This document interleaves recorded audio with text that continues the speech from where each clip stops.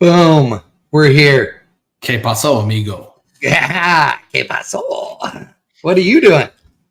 Oh, I'm just sitting here, looking out the window and all the excavating that's been going on, Oh, yeah? questioning my life decisions, watching money fly out the window. Oh, there goes some. Yeah. There goes a little bit. The pond is coming along, huh? Yeah. Nothing but Yeah. great things to say about the previous guy who built the pond. Nothing but Oh, great. excellent. Yes.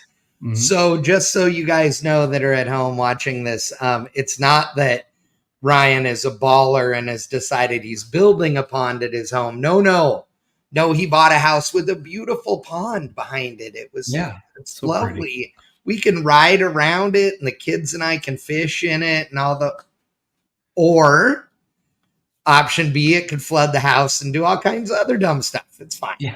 It's fine.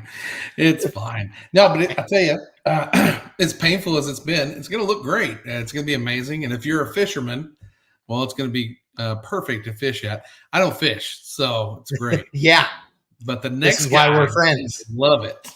I like drinking on a boat, however, and so maybe we need to find ourselves just a cheap aluminum boat that just floats, right? I mean, nothing, no motor, no nothing. We put a rope all the way across the pond. We just set the thing in there, pull ourselves into the middle, and we just sit there and drink.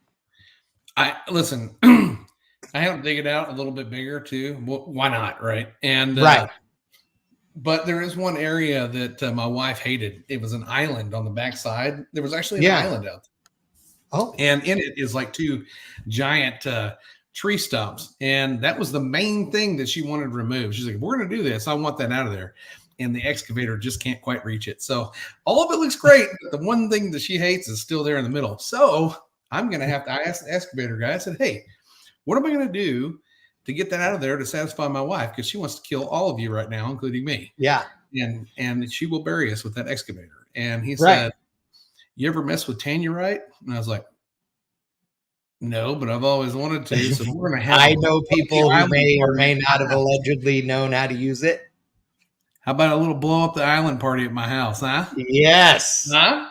Yes. That's what I'm talking about. I'm in. I will bring the video camera. I mean, purely for documentary, reasons. Yeah, some how to blow up the island. Yeah. There you go. Yeah. I'll bet you that gets you a lot of views on the YouTube channel. Yeah, that's true. And probably against community guidelines as well, but yeah, and knowing my luck, I'll blow the windows out of the house and the island will still be sitting there. Probably, yes. Yeah. The good news is that won't surprise your wife at all. No. Neil is already asking, when is the blow up the island party? I mean, we can do it whenever, dude. I just got to go get the tenure right. And you like this? Neil says, chat will fly me into video it. Perfect. We'll live stream it. It'll be fine. We just need a little dinghy. Has anybody got a little dinghy so I can get out there to the island and set up the show? Yeah, I love it. Yeah, Barn says blasting is the answer as well. Mm-hmm. Dude, gotta love it. Those of you that are joining us right now, we appreciate it for sure. And welcome to another lovely edition of Beards, Burnouts, and Beer, where we're going to talk about no prep drag racing and no prep really long racing. Mm-hmm. Yeah, aka Bonneville. It says no prep as it gets. Okay. Mm-hmm. And I shouldn't say that. They wheel pack it for a week before the event. And that's it. So yeah, it's good. So first off, we're talking no prep, and that means the Doomsday No Prep event at the wonderful Extreme Raceway Park here in Ferris, Texas. You went out there, and you went, I assume you were with Dave and the rest of the gang? Nope. Just me and Jake. Really? Yep. So how was it? It looks, the photos and the video, it looks awesome. Dude, it was off the freaking chain. Like, really? No There's no exaggeration. It was probably the best event I've been to racing wise, and I cannot tell you how long. Really? Yes, the racing was good. There were no oil downs. If they were, it was very minor. There were Yeah. no wrecks. They stayed on time. 106 cars on the property. First round was around 8 o'clock. At 2:45 in the morning, it was done. Right. Wow. And what Yep. time did it start? 8? Okay. Not too bad. Nope. What okay, so I saw you sent me pictures that you took and Jake took. I know you shot video as well. Yeah. The I'm gonna show folks some of the stuff that was going on. What okay, I'm sorry, I have to laugh at the chat. Yeah. Charles Wickham, who's always up for a stupid idea, says, I vote for a giant metal dog statue on the island hiking its leg with a pump, making it look like it's peeing in the pond. That's quite possibly the greatest idea you've ever had, Wickman. If I ever build myself a pond, I vow it right now, we'll have a dog peeing in the pond statue. Yes. Okay, so because he said that, I'll talk to my wife because she's a Great Dane lover. We have 2 of them. Maybe I can get a Great Dane statue hiking in the middle of the pond. Yeah, because your Great Danes are ginormous. Yeah. They're awesome. Those 2 dudes are hilarious to me. Okay, so let's see here. So back to the racing action. Yeah. So from a imaging perspective or an images perspective, you got some cool ones. If anybody out there has not been to Extreme Raceway Park before, you need to. It's a beautiful facility. This place is top notch. There's no doubt. I think it's the nicest 8th mile drag strip in the country. Yeah. It is a really, really nice facility. So it's pretty cool. It looks like the crowd was good. That's for sure. Oh, wrong way. Yep. Crowd was good. A lot of people, quality of cars, very good. There's Jimmy Dale's Blue Chew. Yep. How is that thing? Rowdy little booger. That was a grudge race at the end of the night. He actually went out first round. I don't know if I'm sure he's still learning that car and what it wants, but he raced Dakota LSX in a grudge race there, and they outran him. Oh, okay. So, well, I know that he's been doing good with the other car lately. He's won a couple of things, so I know that he's probably not been spending the time on this one yet, but it is a new setup, that's for sure. So, yeah. What was the format on this event? How many classes did they have, or what? 6 classes. They had like Cheap Street, Quick Street, Little Gangsters, Run What You Brung, and I cannot remember. Oh, Junior Dragsters class. Oh, okay. Very good. Very good. Yeah. And in Run What You Brung, a guy showed up with a twin turbo LS dragster rail. Yeah. And another guy showed up with a Hellcat with an LS swap twin turbo set up in it, and he raced the rail. And the Challenger had some trouble, but I'm telling you, if the Challenger would have left like it did mid-track, like if it came up, that would have been a hell of a race. Really? Yeah. Well, it's funny because I had heard about the dragster actually through the grapevine and that it was coming. Mm-hmm. There has been a bunch of talk recently about other events that have, a run whatever you got, class. Mm-hmm. And so there have been some guys that have been talking about coming, to them with dragsters and roadsters and stuff that are, typically more of a bracket car. Yeah. And there's been a bunch of argument about whether that's okay or not okay or whatever. And so it's interesting because I think that there are some events in the country where if that happened, they would, quickly change the rules and say, no way, you can't do it. But I love it. I think it's cool. Have fun in it, man. Yeah, absolutely. How many cars were there? Any idea? 106, I believe, on the property. Nice. Yeah. That's good. Yeah. That's really good. Yeah. I want to say in Cheap Street, Chris Huffines, he's in the chat here. He said going out first round, I know the feeling. Yeah, he went out first round, spun a little bit, and then had some trouble. But he's got a little turbocharged truck he's bringing to the tailgate throwdown.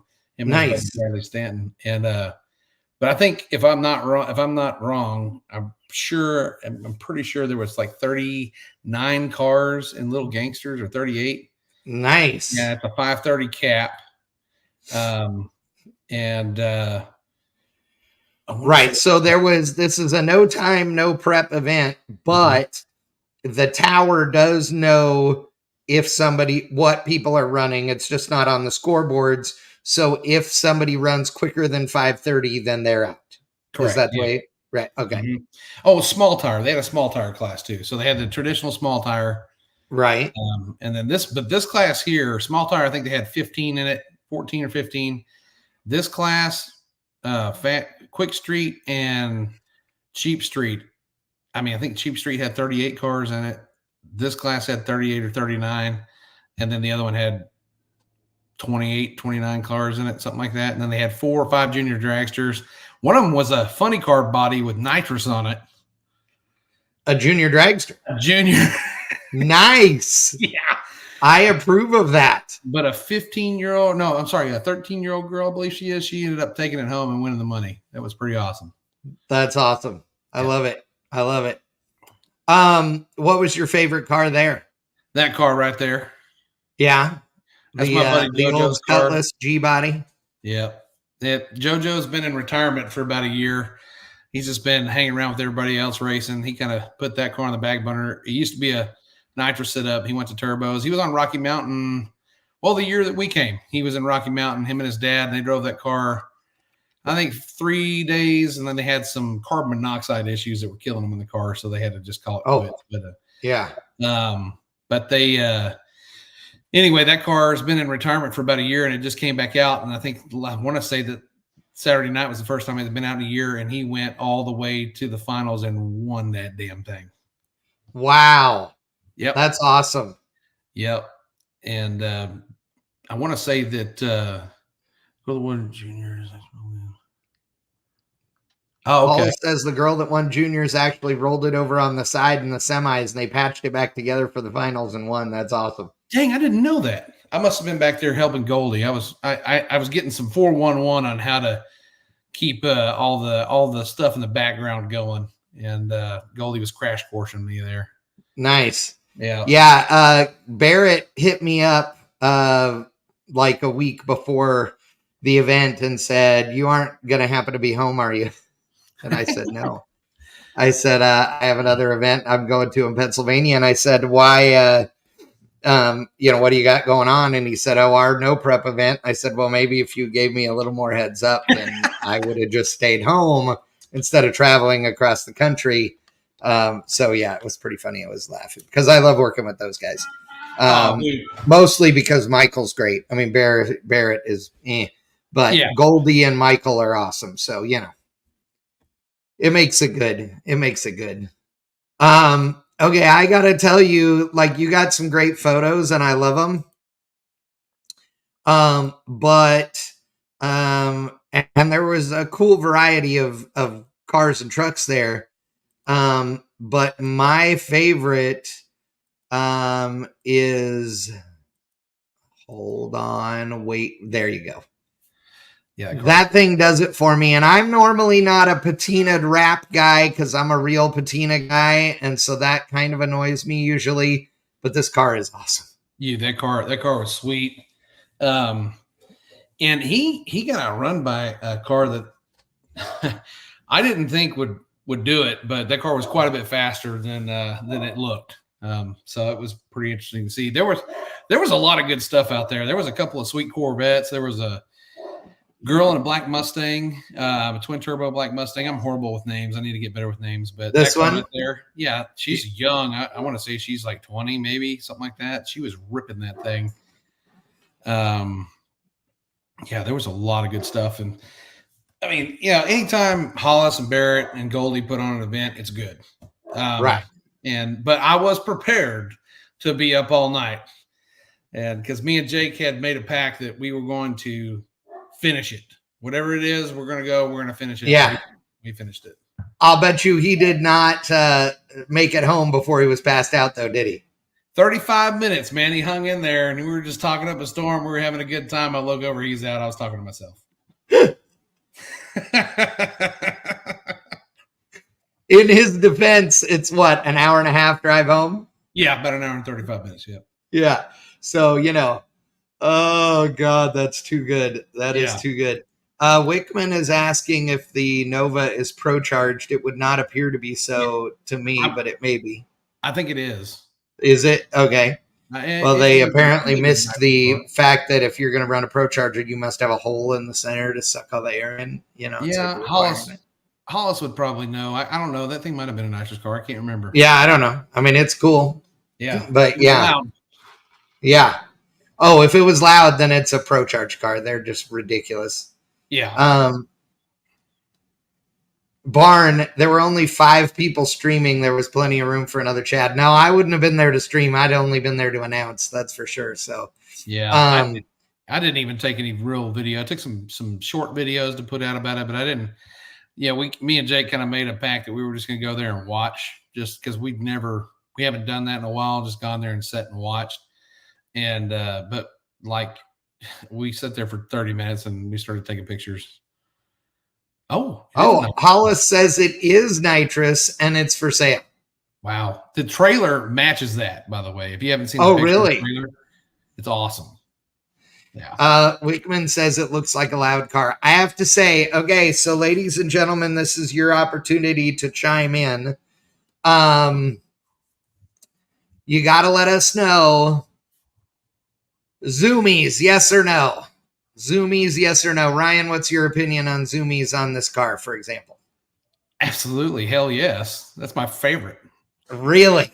I'm a zoomie guy. Weirdo, I guess. I just don't like zoomies on a door car.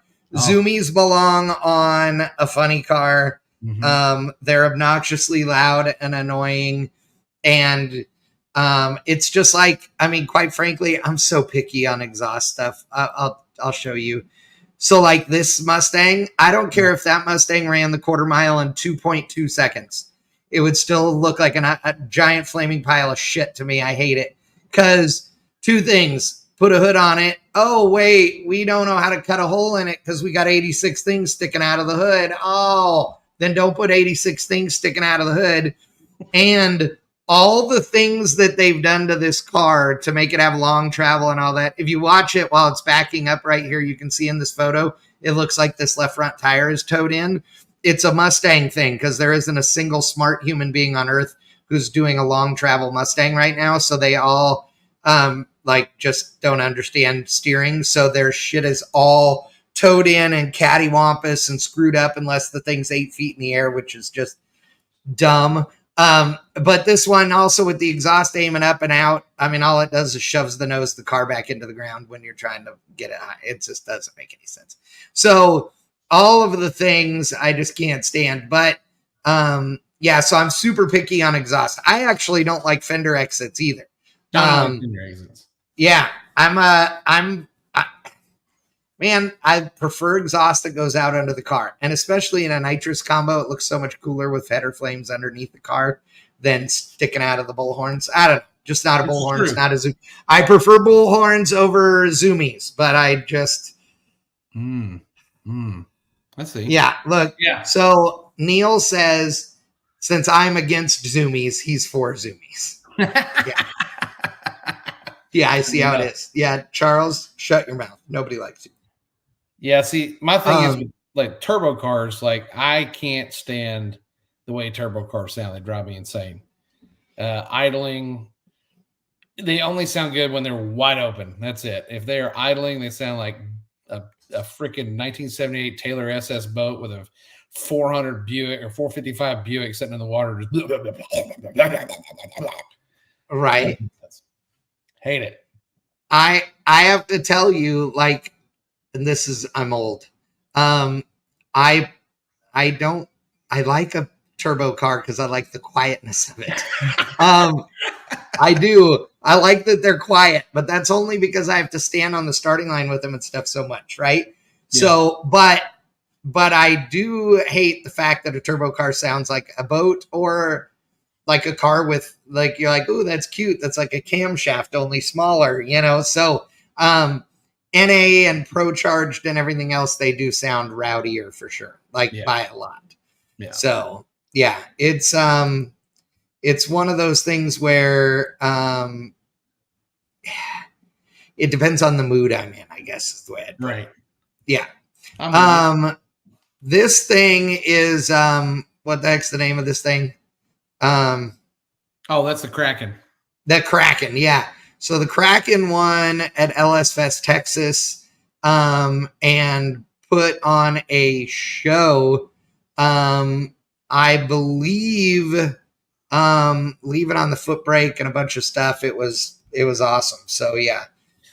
He was on a rail. He took home small tire as usual. Yep. That thing was flying. Did they have an all steel, all glass class, or was that a requirement like in Little Gangsters or something?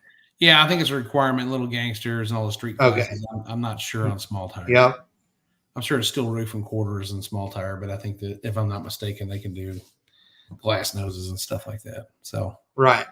Yeah. So this is your favorite car. This is that Olds Cutlass that you love. Yeah.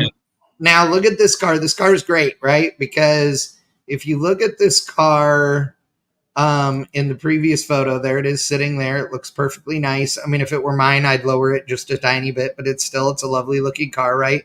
Mm-hmm. Now you look at it, it's a full extension. It's got some separation in the rear, a couple inches. It's planted good. The front end's trying to get up off the ground. It's just about as far as it needs to be extended. And there's no wonky, massive amounts of crap here. This is just setting it up so it's got enough shock travel and it'll do its thing. Like all these people cutting up cars to get, travel.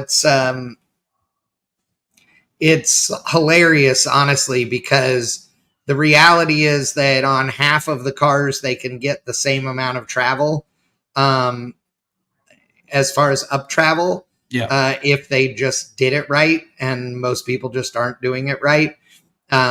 We've been working with a couple of different people about how we're going to show people that they're doing it wrong, and there's just no reason to go in and cut stuff up for no reason. But yeah, there's just, God, some of it drives me nuts. That's for sure. Oh, yeah. There you go. The Kraken. Mm-hmm. That thing is rough. Not rough like it's a pile, but rough like it's beat up, that thing has been around for a while, and it gets raced a lot. Yes. Yeah. He's got a new car he's building, I believe. That's what I heard. Yeah. In fact, I thought it was supposed to be done already, but apparently not. Yeah. I think his daughter, he had some stuff with his daughter that he had to tend to. Oh, okay. And so I think it sent him a little back, but that car right there is my buddy Big Chris's new car. Right. And good looking Fairmont. It is a good looking car. And it was built, if I'm not mistaken, I could be wrong, but I think I heard through the grapevine that it was built by the people that originally built that built the original Black Betty Fairmont that he actually owned at one point in time. Oh, okay. And it is a absolutely fine piece. Chris always gets his hands on the finest pieces of equipment, has them for a while, then changes hands. And so hopefully he hangs on to that one for a little bit because I like watching it. It looks like it's going to be pretty rowdy. He lost the tire about 300 foot in the first round. So he's just okay. It's the first outing in the car. They've tested it once or twice, and that's it. So yeah. And is that Chris Huffines? No, Chris Huffines is the turbo truck. Okay, gotcha. This is Chris DeArmond. He has a. I know who he. Yeah, I know who he is. Yeah. Yep. Yeah, Big Chris. He's got his alignment show. He does all the alignments for everybody. Yep. Yeah, that's a cool looking car for sure. Yeah. That thing's leaving good. Mm-hmm. See, and look, that thing doesn't look stupid. I mean, it's got some positive camber in it because it's a strut front end, and that's how it works. But the toe and everything is right in this picture. You can clearly see that. So I like Big Chris because he doesn't do dumb stuff. This is a cool photo. Of course, I question the judgment of this guy in his bright yellow shoes, but whatever, That's Scott To each his McKinstry. own. He always has the loudest shoes. You can always tell when Scott is there. He has the brightest shoes. Yeah, he just likes throwing money away at, well, actually, maybe not, because he no prep races. So those shoes probably stay pretty clean. They were if nice. you go to a radial race, those things look like crap in like 6.5 seconds. So, yeah, I like it. Good looking Nova. Yeah, man, those Novas are good. I really dig those things. What, you were talking about Corvettes, and who doesn't like a good C6 Corvette? This thing looks so rowdy with the hood scoop and everything on it. I love it. That to me is the last good looking Corvette they've made. It's my favorite modern Corvette as well. Yes. Yep. I think a C6 is great. The C7s are okay, but after the C7, that they've lost me. The C8, they've lost me. But that car right there. Yeah, C6 is definitely my favorite of the modern Corvettes. And that thing was fast. It was very fast. Oh, yeah. Wickman saying that I used to have a back half Nova. That is true. I did. And I sold it back to the guy that originally built it, which was a totally random, weird story because I didn't know he was the guy that built it. Remember that Nova. I like these Novas as well. We have a 66 at home, or in the shop, I should say. Okay, but this one, dude, the Beretta. Dude, this thing is great because there are a jillion of these out there that were super gas cars and top sportsmen and whatever to be had for cheap, and they're cars that work with ladder bars and all this stuff, because you got to remember that in the bracket racing world and all of that, for years, everybody went, oh, we don't want to do ladder bars anymore. Everybody went to 4 links, and they did that forever. Well, now in the no prep and radial world, a lot of guys run a ladder bar instead. And so there's a bunch of old ladder bar cars out there. And I don't know if this one is a ladder bar car, but there's a bunch of old ladder bar cars sitting around in places that would be fun to pull out of the mothball fleet and get into being a no prep car. I love it. 100%. That's Greg Green, and Greg Green. I haven't seen Greg Green on the track in a long time. There may be somebody in here that knows if he's been racing or what, but he used to have a badass 57 Chevy that he used to race True 10.5 with, Texas True 10.5. And it was very fast, big block, nitrous car. Looked like Jeff Lutz's yellow car, but it was a real 57. And it was steel, and it was heavy, and it was fast. Well, I'll say heavy. It probably wasn't that heavy, but he's been a ringer. He's been around a long time. Him and Galen have always been really good friends. Used to have one of the best Tennessee Cascade mullets in the business. I don't know if he still does. Oh, really? See him, but it was legit. It was curled up and nice. It had a nice sheen to it. When the light hit it just right at the track, you knew he meant business. He was on Pinks once with Galen. They brought one of his S10s to the Pinks deal back when he raced for Pink Slips, not the all. Yeah. And his Tennessee Cascade was also glistening on that as well. You can catch that on the Pinks. You can see it. Did they win or what? Oh yeah. They're hustlers, dude. They hustle them dudes. They hustle them dudes the whole time. But great mullet. I don't know if I mentioned that or not. Fantastic mullet. Great. Fits the Beretta perfectly. I hope he still has it. I love that. I love it. God, that thing's good. Mm-hmm. So good. Yep. Yeah. What? Mm-hmm. Okay. Was this thing fast? Because it doesn't look fast. It's my buddy Kenny's. I think it's either his truck or his son's truck. One of the two. Kenny's at the door there. He has a pretty fast Mustang, but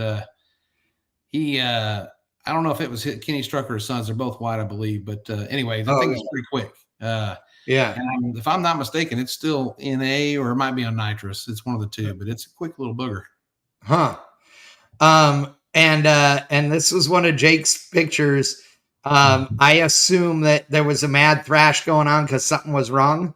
Yeah. So Jake was drawing for most people at the races because it wasn't a traditional chip draw. So they weren't having the drivers come up and draw their chips and go through all that mess. Goldie was drawing them. But Goldie, we went to go sit down with Jennifer, and she was like, you're going to start drawing these people's fate, and started handing the bag to Jake. So Jake drew everybody from like third round on. Jake drew everybody's fate. Nice. And he actually drew Jojo Abai, and he got the bye, which he loved. And but then he goes into semifinals against the Nova that knocked out the other Nova, the one you like, the rusty looking one. Yeah. And they pull up to the line. He did a burnout, and I think it was leaking fuel or something. And so they popped the hood off of it, shut the cars off, and good old Jimmy Dale got over there and got her fixed up. And I thought, man, that's going to rattle his cage. That sucks, man, because you know how it goes. You get up there, you're ready to go. Oh, yeah. Problem, it rattles your cage. The tires start cooling down, and man, not the case, man. He was on the money, treated him, and ran out the back door and ran out of his life. So nice. Yeah. So that was pretty awesome. I thought that was a good picture there. I love it. I love it. Well, it sounds like you guys had a really good time there. It was. I'm glad that they brought back the Doomsday No Prep. I love the radio race. The radio race is great. Yeah. There's definitely a different a feel when you're in a no prep event versus a radio event, and it was good. Right. Well, I'm looking forward to the next one. I want to be there for the next one for sure. But Barrett and Goldie and Michael put on a great race. They always do. No matter what it is. But a no prep race like this is so Texas. I mean, it's just, it's the perfect kind of deal for, this area. So, I mean, as the example would be Jimmy Dale's race at Yellow Belly, that thing was insane, right? I mean, that thing is off the hook, and there's lots and lots of races, and racers that, want these kinds of events here. So that's awesome. Oh yeah. I saw a post the other day. Somebody had said something about, they had a picture of the PDRA event, I believe it was. And they showed no fans in the stands, like maybe 5 or 6. And they said, what does drag racing need to do to get its fan base back? And I read some people's comments in there, and nobody hit on the thing that I saw that was quite obvious and evident. And it's that no one is wanting, and I don't know if we've talked about this before, but people aren't wanting to go watch $500,000, $1 million operations run as much as they like going to watch real OG dudes doing real OG stuff, like Doomsday No Prep. And then you take a picture from that starting, just showing the starting line. You can see all the people in the background there. Obviously, some people hate people being on the starting line. Some people love it. I'm in between. I love taking pictures of it, but when I'm driving, I don't like people staring around my stuff. Right. But there were a lot of people in the stands too, and it's drag racing well. And we'll use this picture as the example, right? So you got all these people on the starting line back here. I'm going to share this screen again. If you're at XRP, so you can see all these people along the, on the starting line. Then on the side of the racetrack that you are on, that is the pit side, and those grandstands were probably packed. Yeah. The other side where you can see these grandstands with only a handful of people, that was early on in the day. And so those will get packed, but that spectator side just past those grandstands is packed with a jillion trucks backed up to the fence. That's one of the greatest things about XRP is that for, I don't know, at least an eighth of a mile, they have a fence that you can back right up to, and people set up easy ups and barbecue and all those things. And so, and it's that way for every event there. So they really do a good job of packing the house for sure. Mm-hmm. And like you said, these are cars people can relate to, and quite frankly, like this Mustang, it annoys me that it has the turbos hanging out of the hood and all that stuff, but that's good, right? Yeah. The reality is if you go to an event and every single car is the same, they're just different color, then we can't argue about them. We can't be excited about them or pissed off about them or whatever. Yeah. But we go to this event and you're like, I love this. And I'm like, you're an idiot. buy me another beer. Like, and I mean, we have a good time and it's totally fun because we don't agree on every car thing that we see, and we will argue about it and laugh and all this stuff. And I mean, that's part of it. Right. So, yeah, so I agree with you on that. I think that, the the days of having drag racers at the biggest levels who are like big characters and big drama, one guy versus another guy, all that stuff is really diminished. I'm not going to say it's gone, but it's small, right? And I blame, in some ways, I blame the NHRA for that, and all of the big organizations actually, because all the rest of them wanted to follow NHRA's lead. And what they wanted to do was they wanted to make it so a guy goes down there at the top end and goes, man, I'd really like to thank my sponsors today. Right. And you're like, dude, I want the guy that went 340 miles an hour to be winded, and I want him to be excited, and I want him to be talking about how cool it was. But like at John the same Force. Time, well, yeah, except I don't want the fake John Force, right? Because John Force is 100% fake now. Yeah. Although there's some John Force news we're going to talk about in a second too. But I want characters. When I used to announce for NHRA and I did their television broadcast, they didn't want me to interview anybody except literally 5 or 6 drivers. And so they missed out on all kinds of great characters, people that are really entertaining and fun and who had great things to say that would have been either controversial because they were opinionated or funny because they are having a good time, or maybe would have taught the fans something about what was going on. Right. All of those things are good. And that is missing from, what I'm going to call professional drag racing, and not all of it, but a lot of it. And so we, we need that. Right. Oh, yeah.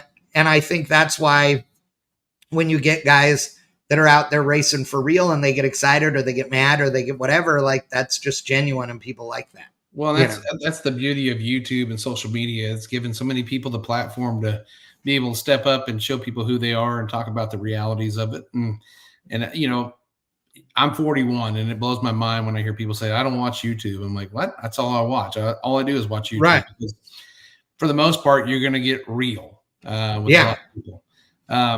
Like Tom Gunner, everybody knows him as Jimmy Dale, but Tom Gunner is the same dude, whether he's Jimmy Dale or himself. That's just him. Oh, yeah, exactly. Jimmy Dale was just the name he gave to his online persona like Cletus did. The difference is that Garrett and Cletus are 2 totally different human beings. But Tom that's him. That dude is pure entertainment. He is, he's nuts. But he's nice. I mean, it's great. Yeah. Look here's a superstar, Mr. Dave Comstock in the house. No one watches he was TV out there anymore. Too. He had his Monte Carlo out there. Nice. I was going to ask if the Monte Carlo was out there. Yep. Good to see you, Dave. I hope you are doing well. I love the Monte Carlo. That's a great story too. That thing going together. If you have not watched that video, go to Daddy Dave Racing on YouTube. And you can watch the video where he gets to see the Monte Carlo for the first time after his high school body shop redid the thing. So it's super cool. Super, super cool. Yeah, good story. I think that people watch TV now, but they watch it so differently, right? And so I know that when I do watch TV, it's, streaming, and I don't sit down and watch a TV show. If I'm going to watch TV, then I'm going to binge watch 2 or 3 episodes because I don't get that much time normally. But people get their entertainment in totally different ways. And when you take somebody I'm going to use Dave for example, because he's on here, when you look at the Street Outlaws, when that thing started, what was a big draw to it were a couple of things. One, the fact that, everybody thought they were getting chased by the cops and, all that every week, which that was a little bit of creative license, let's say. Yeah. but the reactions were real, right? The drama was real. Those kinds of things were real. When that show started, it was what they really did and how they really did it. And that was cool and that was fun. And it made people expect that more in other, shows and stuff. And so that changed things and made it so that, again, I think people are more, I'm going to use the word discerning, which is funny, but they've got expectations now and they want to see those met. And it's not the same as it used to be. They absolutely want to see more genuine action, more real, emotion, et cetera, et cetera. Yeah. Well, and that's the thing. Like when that show started, obviously Dave probably doesn't remember me, but I used to know him way back before there were ever real cameras. And those guys, for the most part, are exactly the way they are on the show. Right. Chief is Chief. Like, yeah, I haven't seen Chief on a street or hung out with him and probably, God, it was probably 15, 20 years ago. Right. But right. I could watch him on his YouTube or watch him on Street Outlaw, same dude. Yeah. Those things, those are important because, we always go back to, or at least I always tap on, like I've got my son out there with me. He's the next generation of a person coming behind us. He wants to race. He wants to do these things. And those kind of genuine things, they help drive the desire to want to be around the sport. When you they're motivational. Yeah. Yeah. Yeah. I mean, when you have a giant disconnect between what's going on in the pits and what's happening in the stands, you're never going to drive anything. No, I agree. So, yeah. And I'm with you. I've known Dave for years now, and Dave is Dave. I mean, he's the same Dave on TV as he is in person all the time, which is awesome. Mm-hmm. He's a little goofier on TV now than he used to be. I think he was a little more nervous before. Now he's goofier sometimes, which is the real him. Like he's a jokester, about stuff, which is great. Sean's the same way. Sean and their entire family are like super, super nice. Dominator, amazing dude. I mean, all of them, they're all good people and they're all, and you got favorites, right? Obviously there's some guys that I like more than other dudes or whatever, but they are pretty real as far as who they are without the cameras on. Dave is an asshole all day long. Dave is a nice guy until he gets near or in a car. Then he becomes an asshole between there and the finish line. But that's what you're supposed to be. I've only been mad at Dave one time, and that was when he kicked the rods out of the S10 at Thunder Valley and said he wanted to sell that thing. And I made him a very, very reasonable offer, and he declined it and hurt my feelings. Well, when he kicked the rods out of his Nova on the street off of Hanley Etterville in Fort Worth, I'm pretty sure I'm the reason that Jerry Bird went to jail that night. Because I told you, I said, just close that side off and run them down this side and get it done. That's awesome. Woo! Oopsies. Oops. It'll be fine. Okay, so on to our next topic is Dave, why you got to bring up bullshit? Because that's what we do, dude. That's what we do. So moving on to the longest no prep racetrack on earth, Bonneville. So we've got let's say 20 minutes left in the show. We're going to talk about Bonneville a little bit. So Bonneville Speed Week starts on Saturday morning. I will be there with bells on for the start of Speed Week. I'm going to be there through Tuesday and then come home. And so I'll be out there taking a bunch of photos. You can check out all our coverage on bangshift.com. Yes. It's I haven't been in a few years and it's been weird. So I am very, very glad to be going back. If you are not familiar with, the kinds of cars and trucks that run at Bonneville, I can tell you that there are too many cool things to count. Literally everything. I'm gonna pull up a photo gallery on Bangshift and share some photos with you guys. But literally everything from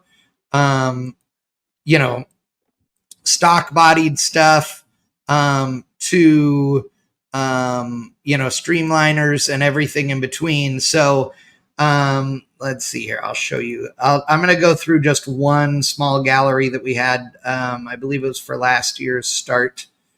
And you'll get to see this. So this is the venerable Speed Demon, which has most famously been driven by George Poteet. God rest his soul. George passed away less than a month ago. And so it's going to be weird being out at Bonneville without George, but this car is amazing.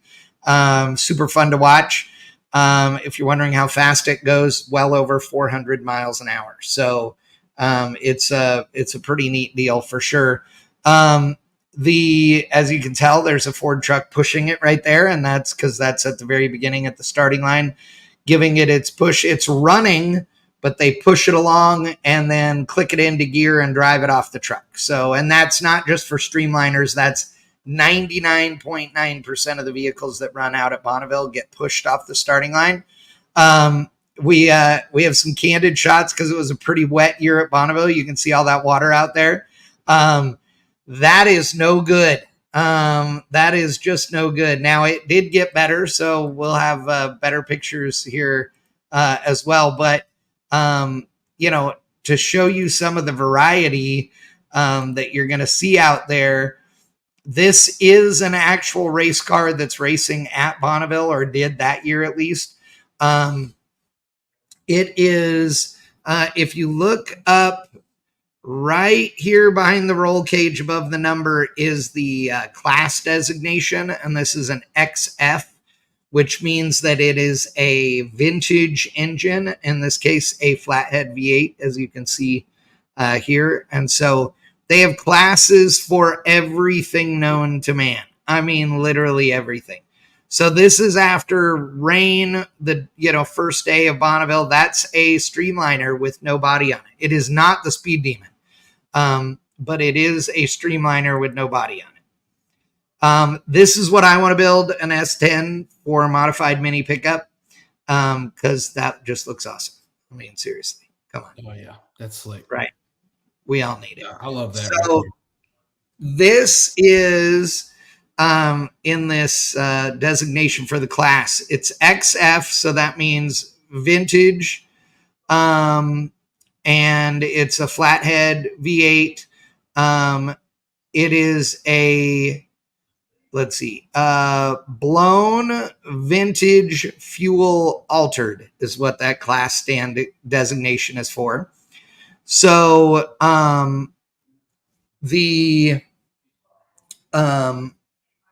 the rules require certain things body wise for that designation, and we're not going to go into all those things, but there are so many different cars and trucks here, but half of the thing that's awesome about Bonneville is all the tow rigs. So I mean, look at that thing. That is like the coolest box truck ever right there. Like if you all had a truck in, 1945, that's what it would have looked like. I love it. Yeah, it's awesome. Yeah. So lots of cool stuff. I mean, dude, just look at, oh my God. I mean, wouldn't you just die if your hot rod had that much salt all over the front of it? Wait. So what does rust prevention look like on one of these cars? Getting it off as quick as you can. And there are some rust preventative, chemicals and stuff that you can put on stuff, and treatments to do afterwards, undercoating, etc., all those things. And there are some people that just spray everything down with copious amounts of WD-40 before they head out on the salt. The truth of the matter is none of them are going to keep something from rusting at least a little bit. Yeah, they got to blast them apart. And most of the cars at Bonneville, they will have some rust of some form or fashion on them. I mean, there's just no way around it. Yeah. That's a motorcycle, and that dude has no brain, but giant testicles. Yes, So I've seen this before. yeah, Yes. yeah, yep, Yeah. No, I'm not getting in that. nope.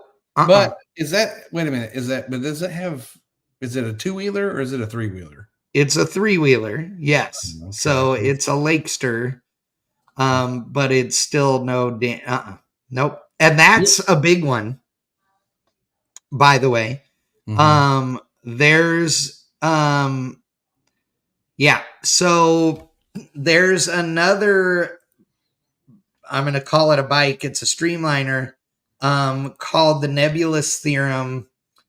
And I will, I mean, that's just badass. Dude. Right?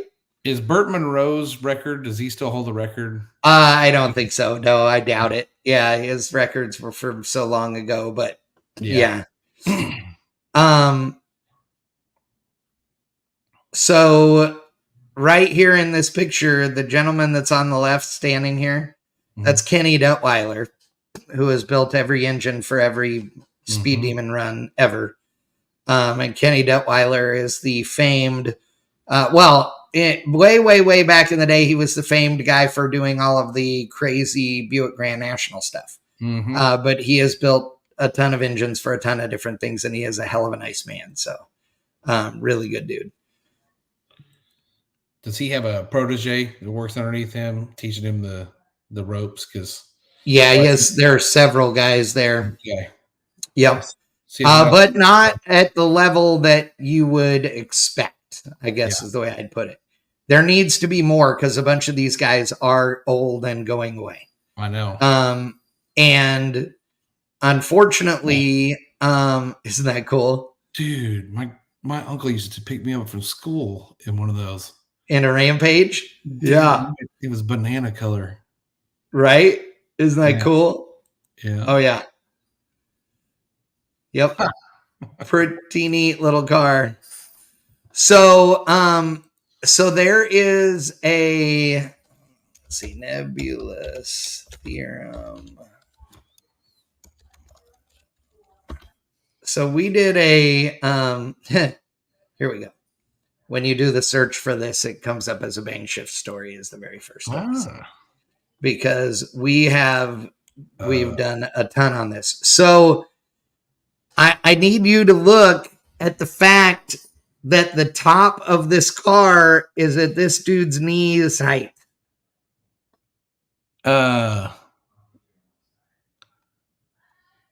What? Yeah. Whoa. Dude lays down in that thing. Way. Yes. That is a tiny streamliner motorcycle. Oh, it's a motorcycle.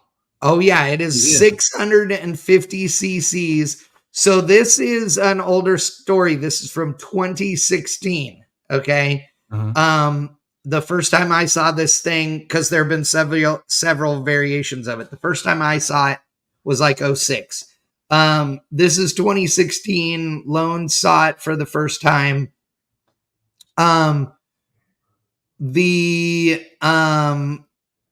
This car has been in 2016, this thing had been 258 miles an hour. The guy lays on his belly or what? Or his back? On his back. No. What? Yes. No. Way. Hard pass. See, that's his wrists. Okay, that's his crotch, because that's where the belts are. That's got to be more protected. No. There he is, right? There is his head. No, I'm too claustrophobic. I'd die in there. Yep. That's a hard pass. I give it up to some of these guys. Like, they really put, and girls, they put their lives on the line every time they crawl in something like that. Because let's face it, dude, you are basically racing a hot dog 250 miles an hour. And if you crash, you are mincemeat. You have now become potted meat. You could. And the yeah, I gotta say, like, I was supposed to be driving a streamliner years ago now, and that went well over 400 miles an hour subsequently. And I can tell you that it is not it's not for the faint of heart. It is not that you go out there and you have big balls and you do whatever. It's that you go and you do this like as safely as you can, and you only go there and do this if you're truly trying to set records. If you are not trying to set a record, then you don't go to Bonneville. This is photos from the Nugget car show, which is a big deal on Saturday night. It sort of starts Friday night, but the official night is Saturday night. And I will have photos from this show as well. It's at the Nugget. Just tons of cool old traditional hot rods. I would totally own, well, even the Mopar. I don't own any of them in this picture. Yeah. Yes. I mean, look at that, dude. Come on. Not that. I don't want the T-Buck. Ballsier, that or the Streamliner. Right? Well, and most of these are just hot rods. They're not even race cars that are at the Nugget. There are some, okay? But what's crazy is all of these guys, even the street car ones, a ton of these guys go out on the salt for 2 days driving around, and their cars end up covered in salt. And I just think to myself, oh my God, how, I couldn't do that to my junk. But yeah, exactly. But yeah, I mean, like, that's just a street car that looks like a race car, It's a cool deal. It's a cool show. There's lots of, there's lots of fun stuff. So it's a neat deal. It's going to be fun to be there. I will, I'll be getting lots of photos, like I said, and doing coverage and seeing who's doing what. I can't wait to see. Yeah, I'm pretty jealous of you right now, and right, I'm about 30% mad at you. Right, that's okay. You can be. Yeah, it's nothing personal. That's all right. It's totally fine. It's totally fine. That is a bucket list of mine. I want to go that so bad. So here's a fun deal about Bonneville. My old boss, the machine shop I used to work at, he is building one. He is building a rail. Is it a rail? They make rail dragsters, right? With the front. It's called a Lakester, is what they. Yep. Yeah. So if it looks like a dragster and the wheels are not, covered or not inside the body, it's a Lakester. If the wheels are inside the body, it's a streamline. Okay. Yeah. He's doing a Lakester. Yeah. And he's got some tricked out SB2 motor from Hendrick Motorsports or something like that he's put in it. So gotcha. I don't know if he's going to be there. He was trying to go the last one, but he might actually be there this year. I need to ask him. That's awesome. Yeah. These guys have been like 190 miles an hour with like 600 cc's worth of, Is that a Geo? It's crazy. Huh? That's a Geo. It is. It's a Geo Metro.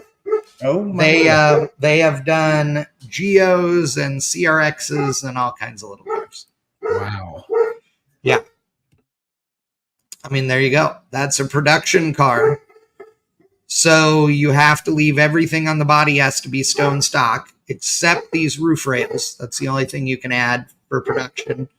Those are required by the rules. They're 3/4 of an inch or an inch tall. They run the length of the roof on each side, and they're to help keep a car straight. And they're a requirement for under the rules because they're a safety item. So yeah. Oh, That's a comp coupe, which is obviously extended here in front of the firewall, which is pretty cool. There's all kinds of stuff. And, you know, double A blown gas altered. This car, you know, is capable of 275 plus miles an hour. So, yeah.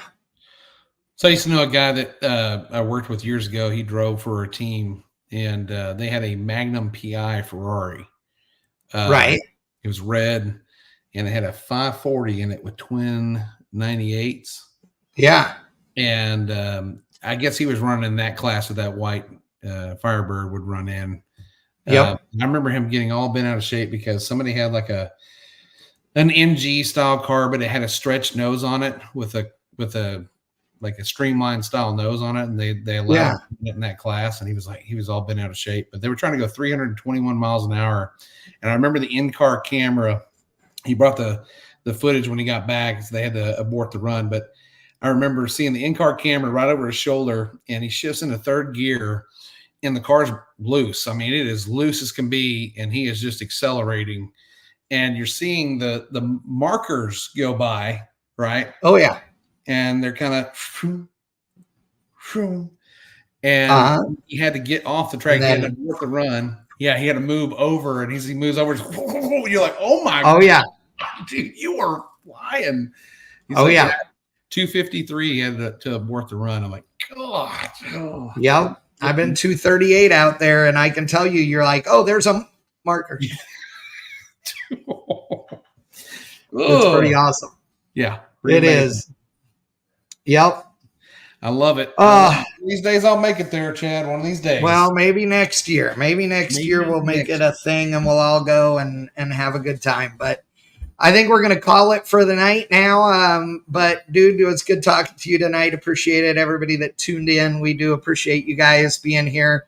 I am, like I said, going to be on the Salt Saturday morning. So looking forward to it. So everybody look for coverage starting on Saturday afternoon or Saturday evening with our first gallery. And then we'll have a bunch more stuff, and I'll send you some stuff, Ryan, and try not to make you mad. Thanks, buddy. I appreciate that. You know, I'll be in my shop finishing my truck, sweating my balls off while you're having fun. Nice. Oh, but the interior is looking good, dude. I ran that video on the site yesterday or today. Oh, yeah. I'll send you the updated picture. I got the seat in it and stuff. Nice. All right. Yeah. Well, again, everybody, we really do appreciate you guys, and we'll see you again on the next one. This has been the latest and greatest at Beards, Burnouts, and Beer. See ya. Check you later.